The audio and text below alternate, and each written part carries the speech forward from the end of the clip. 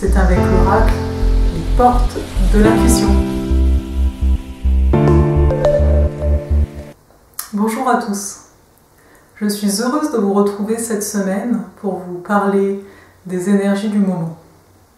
Comme vous en avez maintenant l'habitude, je vais tirer 3 cartes et je vais vous faire part de ce qui me vient par rapport à ce qui est énoncé, à ce qui est transmis à travers ce support que sont les cartes.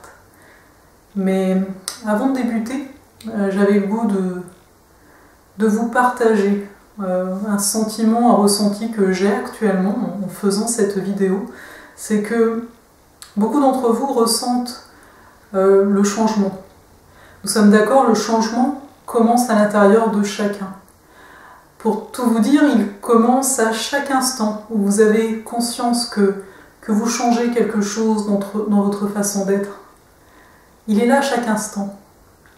Et comme il est là à chaque instant, et que c'est quelque chose qui peut être difficile, car non naturel d'ainsi avancer en conscience, vous pouvez vous sentir fatigué. J'ai envie de commencer par ça parce que ça a l'air d'être un peu le message, un des messages les plus forts actuellement, c'est que si vous êtes fatigué, si vous vous sentez fatigué, sachez vous reposer. Ça peut paraître totalement idiot, mais c'est simplement que parfois on est pris dans notre quotidien, dans les choses à faire, etc. Et on ne va plus s'écouter. Je tire la carte de la semaine tous les lundis, et c'est d'ailleurs ce qui était énoncé de savoir se regarder et de prendre soin de soi à ce niveau-ci. Donc je vais commencer à regarder les cartes dès maintenant, mais c'était une chose que je voulais vous dire. Car c'est le ressenti. Et je ne pouvais pas, je ne voulais pas aller outre ce ressenti. Alors, la première carte pour cette semaine, elle se nomme la fin du passé.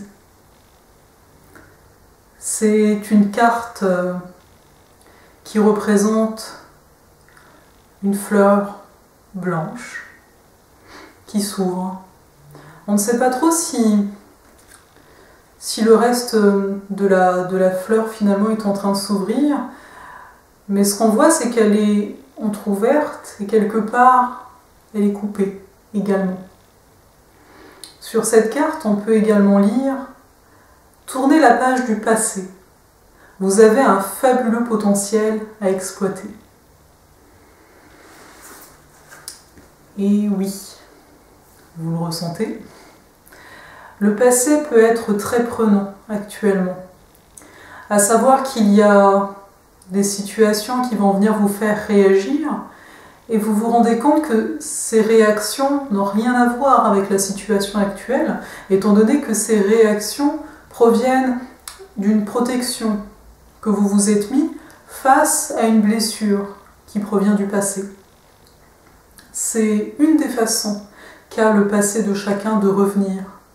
Mais plus vous vous en rendez compte, plus vous vous rendez compte que vous êtes en train de réagir d'une façon qui ne correspond pas à l'être que vous êtes aujourd'hui, plus vous avez, j'ai envie de dire, une porte d'accès vers cette blessure du passé.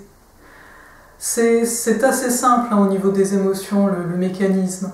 À savoir, quand on est enfant, on n'a pas cette distance qu'on a aujourd'hui.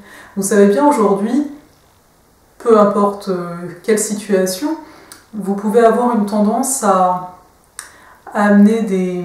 atténuer ce qui a pu se passer. Je ne sais pas, par exemple, il y a eu une colère entre vous et un ami, ou une personne, peu importe, et alors que vous êtes en train de raconter ce qu'il s'est produit, vous atténuez la colère que l'ami a eue vis-à-vis de vous. Comme dire par exemple, oui, alors on s'est engueulé, mais bon, tu comprends, actuellement, il vit ça, il vit ça, il vit ça. Donc tout de suite, finalement, c'est d'atténuer ce qui s'est passé, d'une part en parlant de l'autre, et d'autre part, même parfois vis-à-vis de vous-même. À savoir qu'on peut dire, oui, en même temps, je suis fatiguée, donc je me mets davantage en colère. Donc quelque part, on va venir parler de l'émotion, mais on ne la vit pas. Pourquoi ? pour différentes raisons, hein, on est tous, ça va se regrouper, mais il y a quand même différentes raisons à cela.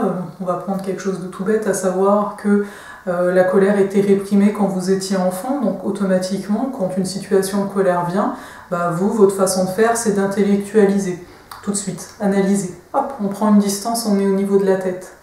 C'est ce qui s'est formé avec le temps, car en étant enfant, on a une sensation, qui peut être, par exemple, pour le cas de la colère, une sensation de frustration.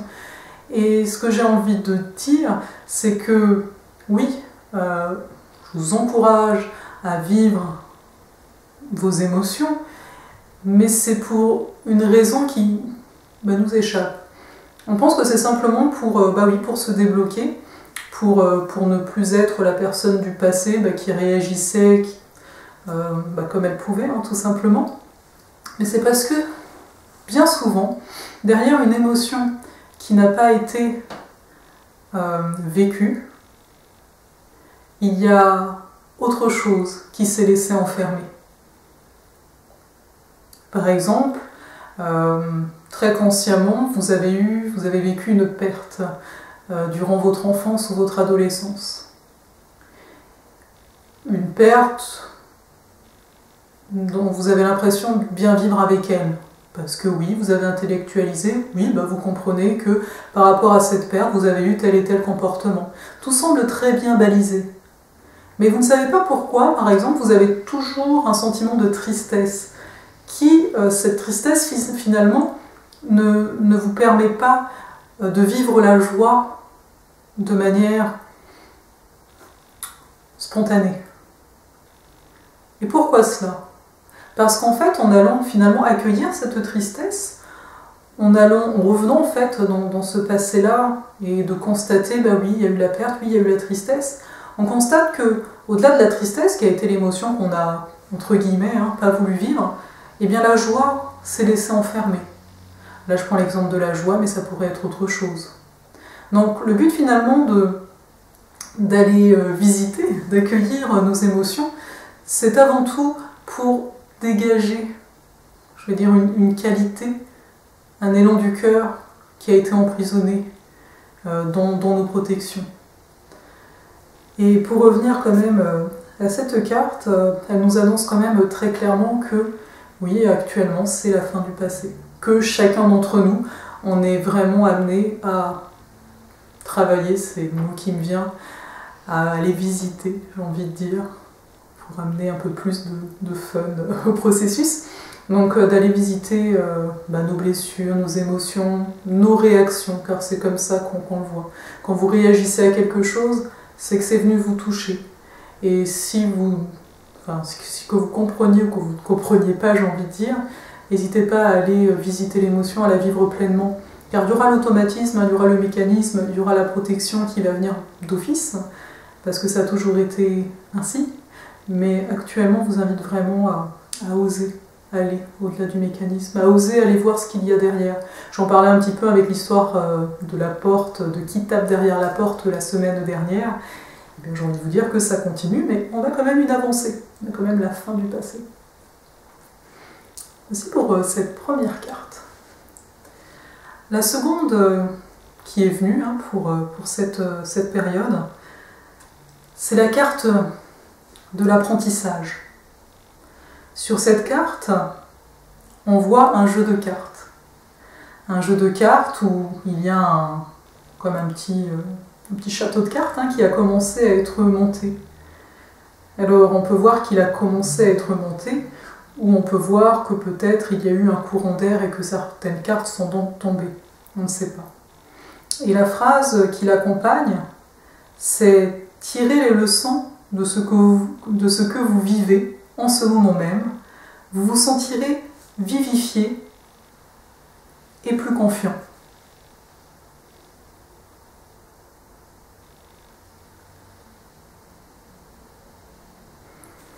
Voyez-vous, je trouve que cette carte rejoint la première carte. Même dans cette période qui pourrait être jugée difficile, eh bien vous avez le souvenir d'autres périodes de votre vie qui étaient également vécues difficilement, Et pourtant, vous avez appris de ces périodes et vous êtes là, aujourd'hui, une personne différente. Et j'ai envie de vous dire qu'il en va de même actuellement. On apprend par l'expérience. J'ai envie de dire que l'expérience, c'est la meilleure façon d'apprendre. C'est une chose de se répéter une chanson dans la tête sans y mettre, je sais pas, les intonations, les montées, les choses comme ça. C'est une autre donc de la chanter. Pareil pour une danse. Vous pourriez lire sur une danse, mais vous allez réellement apprendre en pratiquant. Pareil pour la conduite. Vous l'avez compris, c'est ainsi pour beaucoup de choses. On apprend en faisant. On peut retenir, on peut apprendre et retenir. Mais je veux dire par là qu'on apprend, j'ai envie de dire on réapprend quelque part, en faisant les choses. Et aujourd'hui, même si vous avez la sensation que c'est une situation que vous n'avez peut-être jamais vécue, dites-vous que vous êtes en train d'apprendre justement quelque chose. Il n'y a que dans ce qu'on voit comme nouveauté qu'il y a un apprentissage qui se crée. Et finalement, pourquoi il y a cet apprentissage? Pour être un sage plus tard, vu qu'on l'entend bien dans apprenti sage. Donc finalement, est-ce que la sagesse n'est pas juste cet état de fait de vivre? Bien souvent, on se demande personnellement d'avancer, d'évoluer, de travailler, de régler des choses. On s'en demande énormément. Et pourtant, quand on était enfant, on a appris quelque chose de tout bête. On a appris, on était à 4 pattes, et puis d'un coup, on s'est mis sur 2 pattes, et on a commencé à marcher. Pourquoi? Car on le voyait autour de nous. On s'est mis à mimer. Et pourquoi? Parce qu'on avait envie, sans aucun doute, d'aller toucher des choses en hauteur. Je veux juste dire par là que même si l'envie nous porte, vu que nous sommes en vie, il y a donc la notion de vivre qui est importante. Vivre, expérimenter, apprendre, pour arriver à être qui on ne peut même pas imaginer être. Car voyez-vous, cette question qui dit « Qui suis-je » n'est pas si importante au final, vu que vous le sachiez ou non, vous êtes. Et ça, je trouve ça particulièrement intéressant. Comme quoi, parfois, à force de vouloir comprendre, à force de se donner, pour X raisons, des choses à faire, etc., des choses... il faut que j'apprenne ci, il faut que j'apprenne ça, ou il faut que j'aille ici, il faut que j'aille là, on peut oublier, très humainement, que tout est à l'intérieur de nous. Alors ça ne veut pas dire pour autant ne rien faire, comme je vous le disais, simplement être, simplement vivre. Et quand je dis ce n'est pas ne rien faire, c'est parce que ce n'est pas non plus simplement se poser et méditer, disons. Il y a un juste milieu entre les deux. Être n'est pas forcément une position. Être est plus large que juste une place et pas l'autre, ou que juste une carte, pour revenir aux cartes où il y avait plusieurs cartes, et pas une autre. Je veux dire par là que, en étant, on ouvre énormément de possibles. Bien plus que quand on se fait des listes ou qu'on se dit il faut ci ou il faut ça. On s'ouvre bien plus de possibles en étant, en vivant, donc en apprenant de nous-mêmes face à toutes les situations qu'on s'apporte dans notre vie, plutôt qu'en tenant une position ou qu'en prenant des directions. Et là, quand je dis des directions, c'est encore une fois des directions à l'extérieur de soi.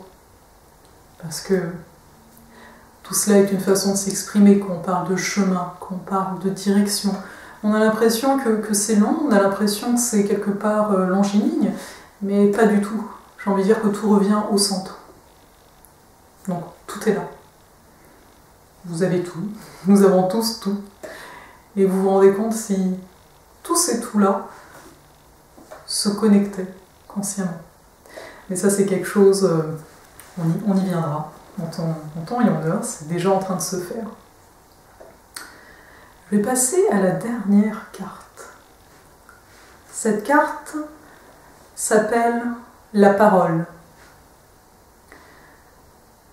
Il y a une femme représentée dessus qui semble sauter de joie ou se lancer dans le vide, on ne sait pas trop. Il y a énormément de mots écrits sur elle.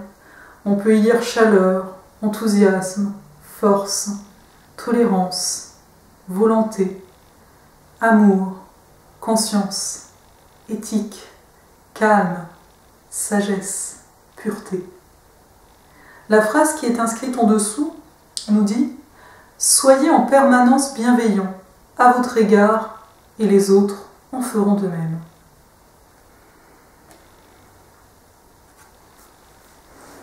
Je vous parlais juste avant de tout ce travail qu'on effectue sur nous au niveau de notre passé pour finalement être. Et dans l'être, il y a plusieurs sens dans l'être. Donc il y a l'être, être, le verbe être, hein, vous l'avez entendu celui-ci, mais il y a également l'être, comme une lettre de l'alphabet. Et c'est là que ça rejoint la parole. La parole. Quelque chose qu'on utilise, que cela soit quand je vous parle, hein, maintenant comme ça, ou bien dans notre tête, les pensées. Ce sont des paroles. Et c'est pour ça que, on va dire, le conseil des énergies du moment, c'est réellement d'exprimer énormément de bienveillance à l'intérieur de vous-même. Ne soyez pas trop critique, ne soyez pas trop dur. Offrez-vous ce que vous offrez aux autres ou ce que vous voulez qu'on vous offre. À savoir, si vous n'êtes pas bon avec vous-même, qui le sera? Si vous êtes tout le temps en train de penser à vos peurs, à ok, j'ose, je fais ça, mais que derrière vous êtes en train de vous dire oui, mais il risque de me dire ça, il risque de me juger. Sachez que vous les créez tout ça, car vous les infligez. Faites le test. Sans doute que vous l'avez déjà fait ou que vous êtes en train de le faire hein, avant cette vidéo-ci. Mais dites-vous des choses agréables. Remerciez-vous à la fin de la journée. Personnellement, c'est quelque chose que je vais faire très naturellement, juste avant de m'endormir, ça prend vraiment pas long, de remercier, me remercier, de remercier ce qui s'est passé dans la journée, de vraiment vous féliciter. Car dans la félicité, on entend bien la joie, la félicité. Et c'est une façon, quelque part, quand vous avez des paroles bienveillantes envers vous-même, d'entretenir cette flamme intérieure, cette lumière, cette joie, cette félicité. Donc ne soyez pas avare vis-à-vis de ça. Bien souvent, on va penser au jugement, et dès qu'on pense au jugement, on se sent lourd, hein. C'est limite physique, on peut le ressentir. Mais donc, allez-y, les compliments. Et acceptez-les, les compliments. Les compliments que vous vous faites, hein, autant que ceux des autres. Et ça, vous allez pouvoir le voir. À quel point vous acceptez les compliments? Est-ce que quand quelqu'un vous dit très innocemment « tu es belle aujourd'hui », est-ce que de suite vous avez comme une protection qui dit « qu'est-ce qu'il me veut ?» ou « mais non, non c'est pas vrai, je me trouvais pas belle moi aujourd'hui, pourquoi il me dit ça maintenant ?» Tout ça sont des protections, on l'a bien compris, vis-à-vis de l'amour que vous vous portez et surtout la peur d'être blessé. Donc il y a un rejet automatique. Mais essayez naturellement, là pendant cette semaine, dès qu'un compliment arrive de l'extérieur, de ressentir comment vous l'accueillez. Est-ce que vous l'accueillez? Et puis au-delà de ça, vous-même, le matin, quand vous vous préparez, ou n'importe quand dans la journée, dites-vous que vous êtes belle, que vous êtes beau. Dites-le avec le cœur et bienveillance. Quelque part, vous allez me dire oui, mais c'est pas vrai, disant ça. J'ai envie de vous dire que la vérité, vous seul, la détenez. On a chacun notre vérité. Et c'est cette vérité qui crée la réalité que nous connaissons. Si chacun se disait de belles choses, ne croyez-vous pas que naturellement, on découlerait également de belles choses. Je vais vous laisser là-dessus pour cette semaine, mais je tenais à vous dire que j'étais ravie de partager ces paroles, justement avec vous. Donc exprimez-vous du bien. On dit, voulez-vous du bien? J'ai envie de dire, exprimez-vous du bien. Je vous dis à la semaine prochaine. Et je vous souhaite une bonne soirée ou une bonne journée, dépendamment du moment où vous regardez cette vidéo. Merci beaucoup.